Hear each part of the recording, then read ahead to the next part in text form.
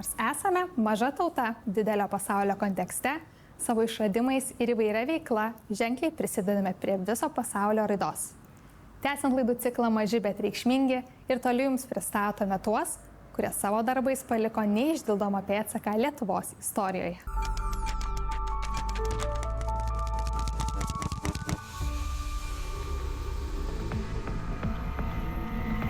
Šiandien apie Dominyką Milašių, vieną įdomiausių Lietuvos deep tech entreprenerių.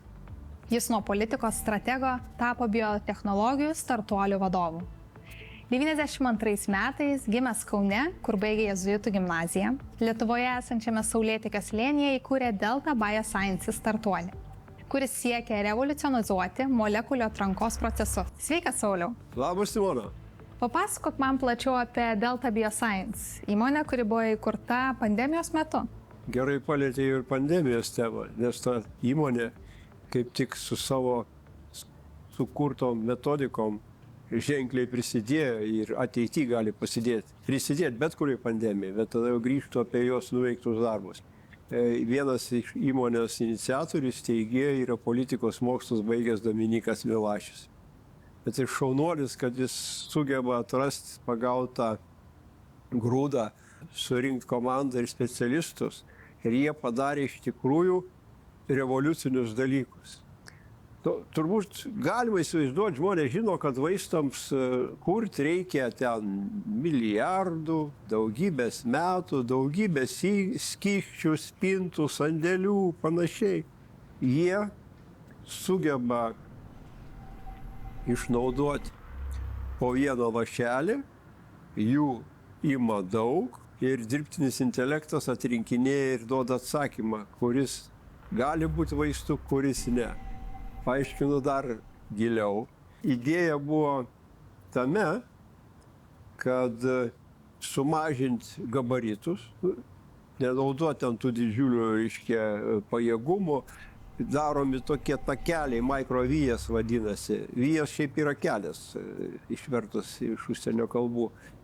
Ta technologija pasidaryti daug mažų takelių naudojama mikroschemų gamyboje. Ta daug kas žino. Bet žinia, kad CERNE, kur yra Šveicarijoje tas greitintuvas, jie moka ir daro tas mikroskylutės plonesnės už žmogaus plauką, bet galima taikyti ir medicinos tikslam. Ir jie pagavo tą reikiamą momentą ir tinkamų momentų. Ir jie pagamina, sakykime, kad mikroschemos dydžio tokia platforma su daugybė tokių skylučių. Dedi tau reikiamą skystį tirti, kad būtų vaistu, jis per tas skylutes pralindęs, vyksta tam tikros reakcijos, o dirbtinis intelektas sugeba atpažinti pasiektą rezultatą, nes žmogui tai būtų neįmanoma padaryti. Žengtas kitas žingsnis ir ganėtinai įdomesnis. Ta idėja buvo pripažinta, kai jie teikė projektą Europos kosmoso agentūrai. Tai pabandyti tą išnaudoti, vaistus patyrinėti kosminiai stoti ir jiem patvirtino tą kontraktą. Kitais metais bus leidžiama jų tą metodiką įstoti ir jie darys truputį kitą dalyką, ką NASA iki šiol darė. Jie tikrina, kaip veikia radiacija arba buvimas astronauto kosmose į kraują ir panašiai, bet netikrina ir nesidomėdavo tuo, kaip padaryti vaistą, kuris galiotų ilgiau ir ypač būtų tinkamas, jau Mėnulio tekto čia yra arti, Marso misijai. Įsivaizduoju, įskrenda žmonės, galigi susirgti. Tai jų misija bus to, ko nieks niekada nedarė ant šitos žemės, tarptautiniai kosminiai stoti, išnaudojant šitą metodiką. Labai gerai, kad tai yra miniatiūrika. Nereikia skraidyti ten į kosmosą spintų arba sandėlių. Miniatiūrika, mažytai plokštelė, jie pradės tikrinti vaistų atsparumą radiacijai. Čia yra pats didžiausias pasiekimas. Jie yra taip vadinami startuolis. Aš tik tai sėkmės galiu palinkėti ir lauksiu kitais metais jų starto. Dar papasakok apie Milašiaus projektą, kuris buvo tarptautiniu lygmeniu. COVID Moonshot vadinasi. Kažkas jau irgi su COVID susiję turbūt. Tai irgi dabar galima, sakykime, pagrįsti, kaip greitai galima atrasdinėti vaistus. Ir jie pasiūlė metodiką, kaip ten 20 kartų sparčiau tikrinti ir atradinėti, o kas galėtų būti, tarkim, būsima vakcina. Va čia yra ir esmė. Dėl to aš prasitariau pradžiai, kad ta metodika įgalina ruoštis ir nebenustebti jokiose sąmokslo teorijose, kad čia per greit padarė. Tačiau pavyzdys ant delno, lietuviai šitą gali daryti dabar. Dominykas labai daug skiria darbo būtent Lietuvoje, su Lietuvoje esančiais mokslais, net ir su tarptautinėmis komandomis. Aš esu skaičiusi, kad jis yra pasidalinęs patarimu, kaip tokiai mažai šaliai kaip Lietuva išlaikyti jaunus talentus, kad jie liktų čia, o ne keliautų svetur mokintis toliau ar išradinėti kitos šalies naudai.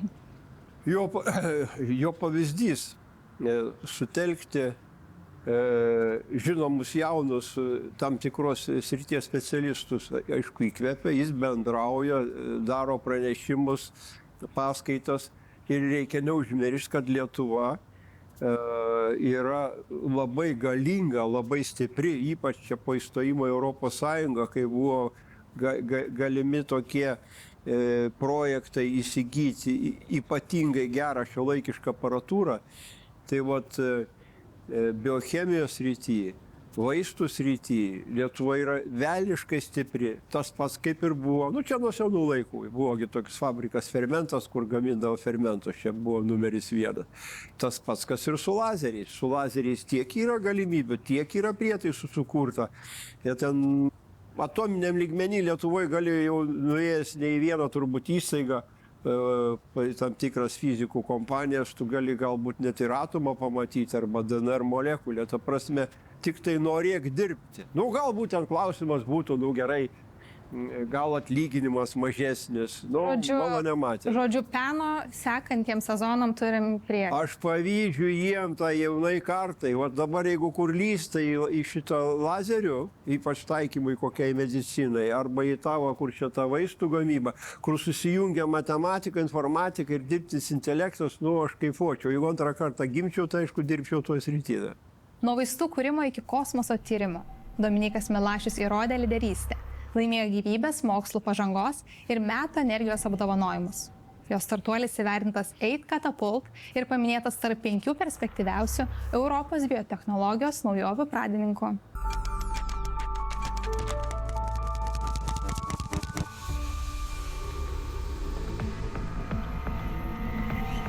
O dabar ypatinga tema. Ar senėjimas gali būti traktuojamas kaip liga? Būtent taip mąsto biotechnologas Adas Darinskas. Jis sako, senėjimas tai diagnozė, kuriai privalome ieškoti gydymo. Adas – vienas žinomiausių Lietuvos biomedicinos mokslininkų ir biotechnologijų lyderių. Jis gimė 1978-aisiais, baigė Vilniaus universitetą, kur įgijo magistro ir daktaro laipsnius. 2008-aisiais apgynė biomedicinos mokslų daktaro disertaciją, skirtą kamieninių ląstelių tyrimams ir jų poveikiui uždegiminiams procesams. Sauliau, galbūt gali man plačiau papasakoti apie Ado Darinsko mokslinės sritis. Pabaigęs papildomą magistrą, ką jis leido savo veikti daugiau ir toliau? Yra žinoma tokios sritis ir kiekvienas žmogus turbūt yra girdėjęs apie imuninę sistemą, kuri atsakinga už mūsų gyvybingumą. Ir suprantama, kad jeigu ten yra kažkokių klaidų, defektų, tai žino visi tą bėdą, kad galim prisišaukti ir vėžį. Tai dabar jo kurti metodai labai saviti, kai kurie ten rytų Europos lygmeninė aplamai pirmą kartą padaryti. Pradėčiau galbūt nuo, taip vadinamas, turi terminą T-terapija, T nuo žodžio tymus, o tymus tai yra čia tokia vieta, užkrūčio liauka, jie randasi tarp plaučių ir prie širdies. Pati atsakingiausia vieta faktiškai žmogui. Pas vaiką jin būna truputį didesnė, tai čia tos T ląstelės, tymus ląstelė, jos čia išmoksta gyventi, tiksliau gyventi arba būti tapta tokia imunologinė armija, kaip jie ten pavadintais, kariais imuniteto. Jie čia subręsta ir išmoksta tave saugoti. O tada jau pradeda dalyvauti tavo organizme ir tave saugo. Tai ta terapija Ir šiaip visa jo ta metodika yra individualizuota, galbūt būtų medicina arba gydymas. Tai yra visi pakoreguoti ar ten preparatai arba metodai remiasi tavo žmogaus, tavo paties individo, nu, pasakykim grubiai taip, skysčiais arba kraujo dariniais. Iš užkrūčio liaukos, sakykime, jeigu paim kažkokius tai skysčius, ten molekulių rinkinius, šiuolaikinės genetinės technologijos leidžia padaryti tam tikrų modifikacijų, tai tu jas biškį paremontuoji tam tikrų būdų ir atgal suleidi žmogui į organizmą. Ir tokiu būdu sustiprina imunitetą ir tave didina atsparumą. Ir dar jis ką padarė, jis lygiai taip pat elgiasi iš kraujo. Yra tokia savoka dendritinės ląstelės, toks baisus kiek mažas. Bet nereik bijoti, dendros yra graikiškai ar lotyniškai medis. Nu, tai reikia įsivaizduoti, va, tu išsiimi kokį medį su daug šakų, tai ta ląstelė maždaug taip ir atrodo. Jos priekis yra kaip medis su daug šakų. Tai jie yra, nu, tokie kaip kūne, sakyčiau, kaip kokie, nu, policininkai arba žvalgai. Jie bet kokį atsiradusi, nu, priešą, sakykime, kuris po to gali atakuoti tavo ląsteles, jis jos išnagrinėja ir perduoda tada informaciją tom ląstelėm, kurias mes žinom, kad jos kovotų. Tai vat jo yra, nu, ganėtinai įdomus darbai, jis skaitoma, kad vienas pirmųjų rytų Europoje tokius savitus dalykus sukūrė, plius, kad tai yra individualizuota. Aš visada skaitydavau, kad prie žmogaus reikia prieiti, ypač jeigu lendi į genetinį lygį, į DNR kodo lygį, reikia individualiai žiūrėti. Aš, pavyzdžiui, kai buvo COVID ta infekcija, tai aš kažkaip labai kreivai žiūrėjau, kad naujas vaistas, technologija įdomi, ten gali visaip vertinti, bet tai kiekvienam individualiai reikia pasižiūrėti. Tai vat jis man to patiko. Plius jis kūrėgi audinių banką, kur galima, ten aš pamenu, iki 20 metų saugojimas tai daug, kai kurių, sakykime, molekulinių struktūrų. Gavęs leidimą, man atrodo, gal ir tebeveikia tas bankas. O tokie man 3 įdomiausi jo darbai.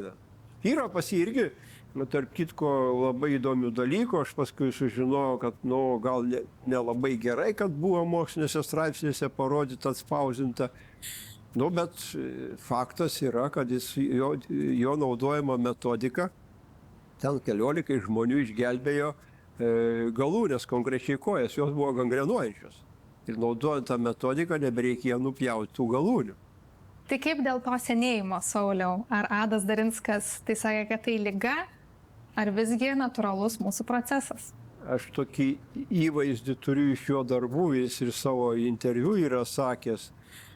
Jis gali beveik jau atsakyti, o pats asmeniškai jis tai teigia ir palikim žiūrovui pačiam toliau domėtis. Jis vadina drąsiai, senėjimas tai yra liga. Čia, man tai yra įstrigęs moto, tiesos turbūt tam yra, domintis mokslu dabar atrandama visokių įdomių dalykų, kad tikrai ilgiau galima gyventi. Po tiek įdomių faktų, manau, laikas trumpai pertraukai.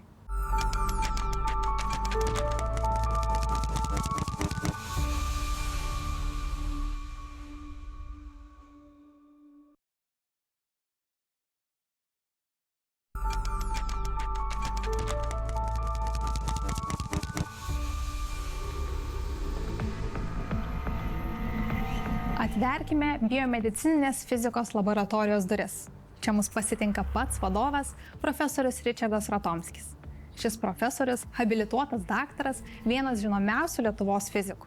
Jis gimė 1954 metais Vilniuje, čia baigė Vilniaus universiteto fizikos fakultetą, o 1999 tapo habilituoto fizinių mokslų daktaru. Sauliau, ar jis mokslus gilino tik Lietuvoje?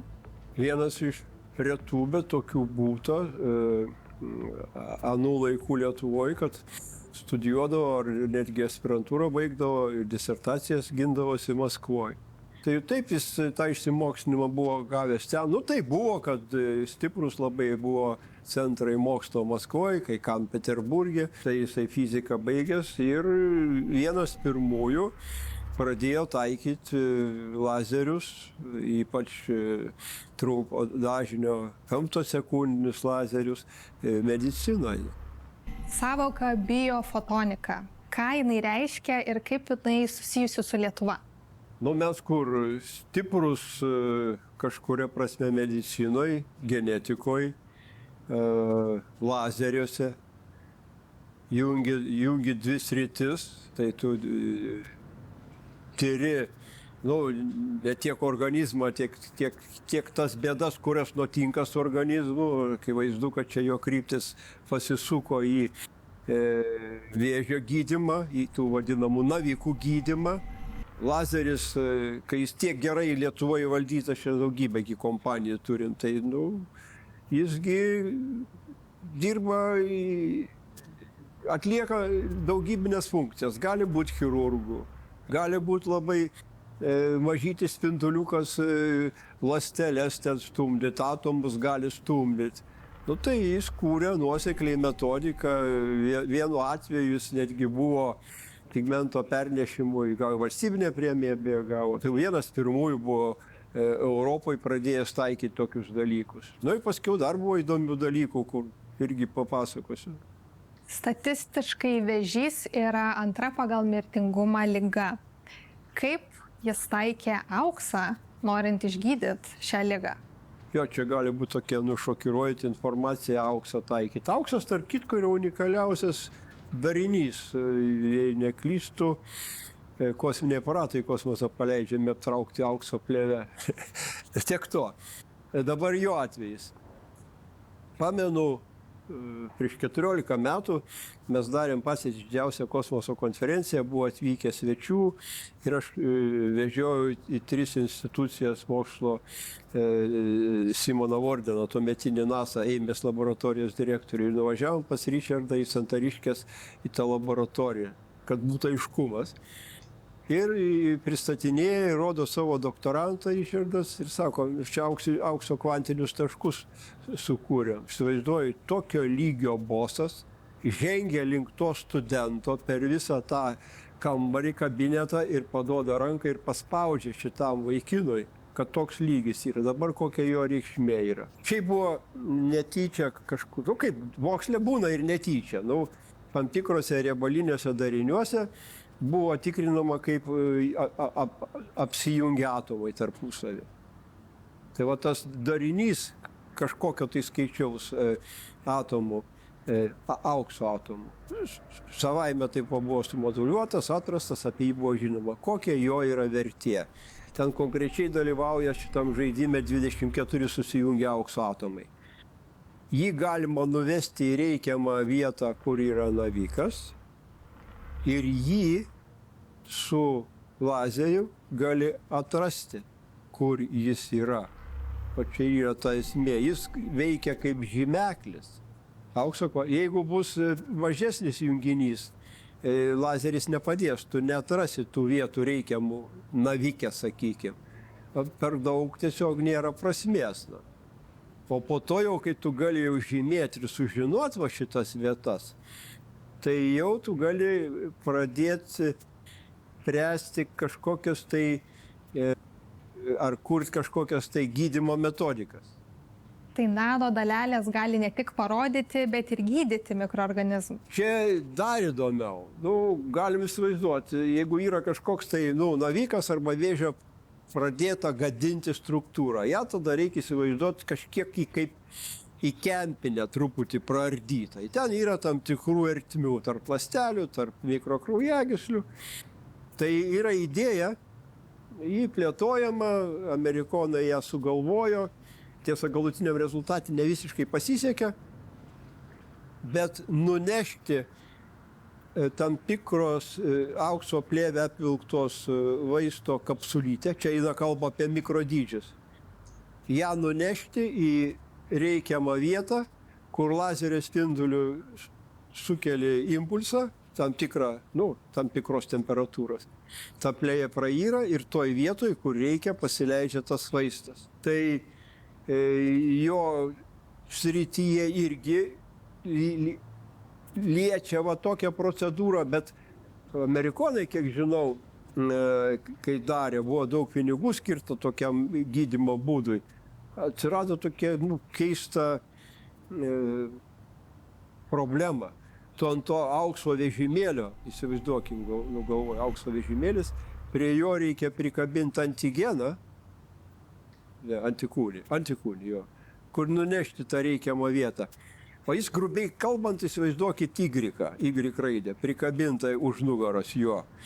Jis niekaip nesugeba prilipti ir to nepadarė iki šiol. Čia toks keistas rebusas, gal kažkas ateityje sugalvos, gal dirbtinis intelektas kažkada suras.